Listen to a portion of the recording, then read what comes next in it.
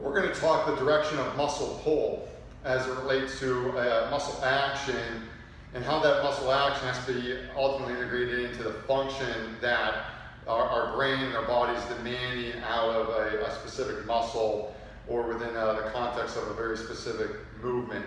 That said, direction of muscle pull is often an overlooked aspect of kinesiology. It's something that's highly important to the understanding of human movement, and oftentimes will define the kinetic chain. That said, what we're talking about here is understanding the difference between muscle action and then how the environment will dictate the way that muscle will act within a given movement or a pattern, if you will. So if we're talking about environment that muscle has to work within, typically those environments can be broken down into one of two, being open chain or closed chain. If you're not familiar with what open chain and closed chain mean, essentially open chain movements are where our limbs are free to move in space. So if I was going to be doing, say, a lateral raise, if I'm reaching up to grab something, if I'm reaching out to, say, open a door, dumbbell rows, press downs, bicep curls, okay, a lot of those exercise movements are defined as open chain. For the upper body, lower body would be like leg extension, a leg curl. Could even be something like in a typical movement warm-up where you're doing leg swings. Those are open chain. Closed chain is when our hands, feet are fixed to the ground, all right? Classical open chain, or excuse me, closed chain upper body exercise would be push-ups, dips, lower body, closed chain, squats, deadlifts, lunges, step-ups. Okay, start to get the idea from that standpoint. You can even throw into the context of the abdominal training, planks, side bridges, so on.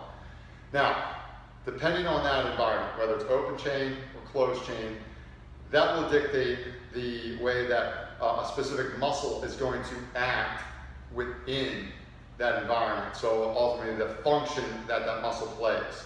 So if we're looking at, say, a warm-up, okay, if we're doing a lower body warm-up, common thing that you'll see, whether it's with a hip circle or mini band, something like lateral walks to, quote, activate the glutes. So we're going to put this hip circle on and start stepping laterally, okay?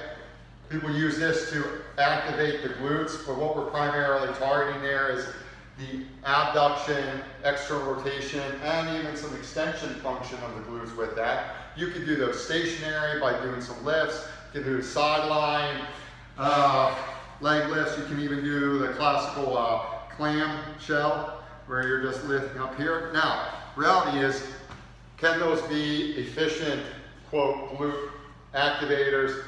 Maybe, depends. What it depends upon is, well, what are you trying to activate the glutes for? What weakness are you trying to target?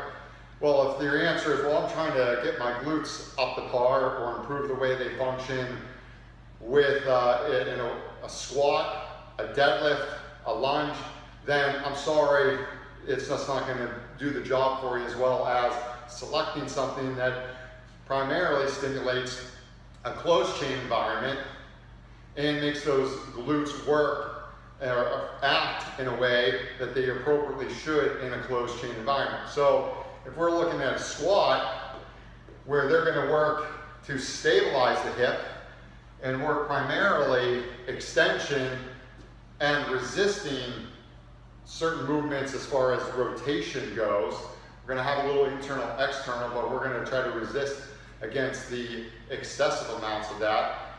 Maybe a better exercise selection would be something like a single leg deadlift, certain isometric holds where if you were in a split lunge, okay, it could be rear foot elevated as well.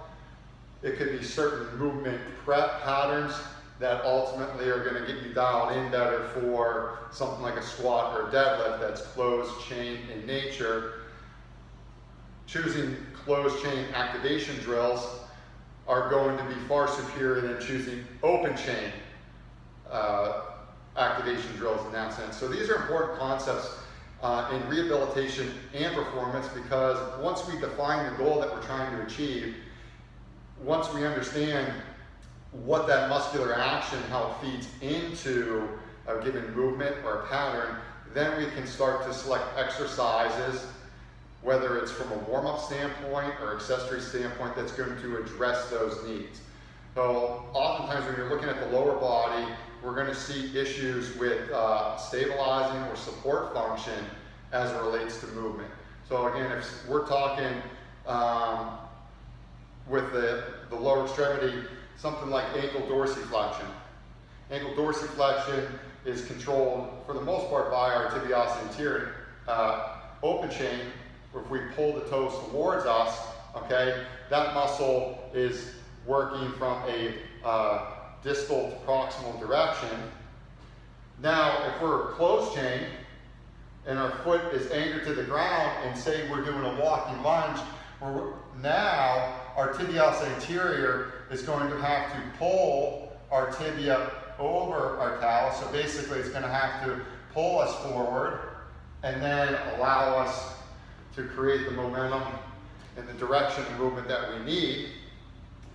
But it's still dorsiflexion at the end of the day. So from here to here, this is still dorsiflexion. If I bring my foot up, that's still dorsiflexion, but the direction of the muscular pull from the tibialis anterior changes. Same muscle, different muscular pull. And if we're having issues, say with somebody that has dorsiflexion restriction in a closed chain environment, a lot of times you'll have people scream, whether it is a squat or a lunge or something along those lines, and we see a dorsiflexion block where they might scream out and they're okay in an open chain environment. There's still the reality that there might be a dysfunction within that muscle, such as the tibialis anterior, the way it has to act in that environment, and we can address that appropriately. If we go to the upper extremity, we might see some more open chain issues. That said, one of the things we'll have to define is ultimately where the support in the body is coming from. So we're doing lateral raises. If I'm trying to do an overhead press and there is some weakness or pain attributed with that, reality is our body's searching for support somewhere to express movement in the arm. Once we're able to establish where that support point has failed, oftentimes it's probably in the core somewhere, possibly in the hips. We can use some correctives to address the appropriate support we need to have that clean, efficient, open chain movement. And oftentimes it's not so much about what's going on here at the shoulder, but maybe the failure, what's happened maybe with the shoulder blade as it articulates with the rib cage, or even how that articulates then with the spine and the musculature in that area. So a couple things just to wrap up with here is, first of all, defining muscular pull or muscle action is critically important in a rehab and performance setting, because unless we understand its role within movement, within a given function, again, if we're doing open chain or closed chain, if it's relative to a certain exercise, then oftentimes that's going to dictate individualized exercise selection to enable someone to achieve that clean, efficient movement that they need to ultimately get out of pain or improve their performance.